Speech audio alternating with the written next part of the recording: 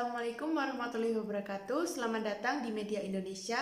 Bersama saya, Jenny Mohswicin, yang akan menemani waktu Anda beberapa menit ke depan.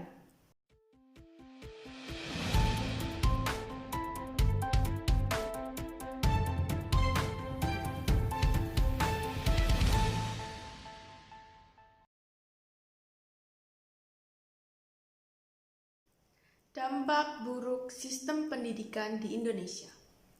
Seperti yang kita tahu, pendidikan adalah suatu keharusan yang harus dilakukan oleh semua warga negara. Karena keharusan ini, semua negara, termasuk Indonesia, memiliki SDM yang mumpuni dan maju di bidangnya. Program pemerintah selalu di-upgrade setiap tahunnya dengan harapan membawa dampak yang lebih baik kepada pelajar di Indonesia. Tetapi, apakah sudah berjalan sesuai dengan rencana pemerintah? Jika melihat beberapa hal baik yang terjadi belakangan ini, seperti pelajar Indonesia yang memenangkan Olimpiade, mungkin bisa dijadikan acuan kesuksesan program pendidikan di Indonesia. Tetapi, kita lupa beberapa hal. Hanya beberapa persen dari total keseluruhan pelajar di Indonesia saja yang mendapatkan dampak baik jika dilihat dari tingkat kesejahteraan mental pelajar di Indonesia. Beberapa tahun belakangan ini, banyak kita temui kasus kekerasan pelajar antar pelajar maupun pelajar terhadap guru. Mengapa hal demikian bisa terjadi? Ada masalah apa sehingga pelajar menjadi liar seperti ini?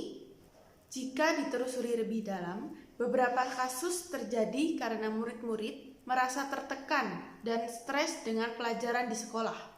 Jam belajar yang tinggi membuat beberapa anak memilih untuk membangkang dan tidak menaati peraturan sekolah.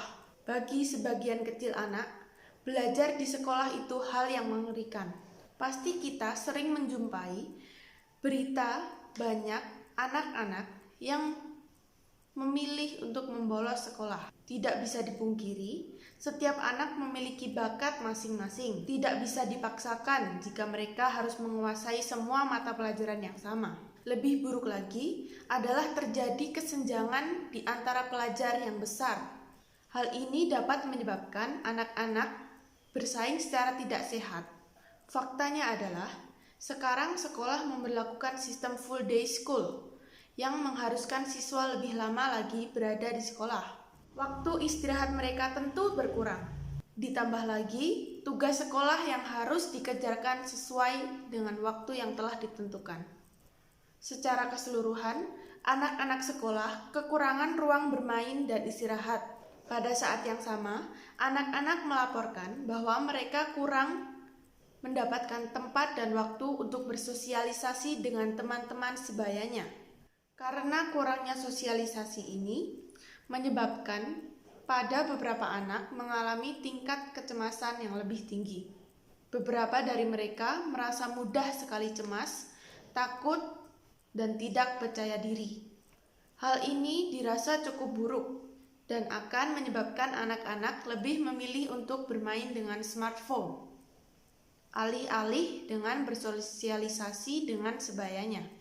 Saat ini sering kita jumpai banyak anak-anak lebih memilih bermain dengan game dan juga media sosial seperti TikTok, Instagram, YouTube, dan Twitter dibanding bersosialisasi dengan teman-teman yang lain.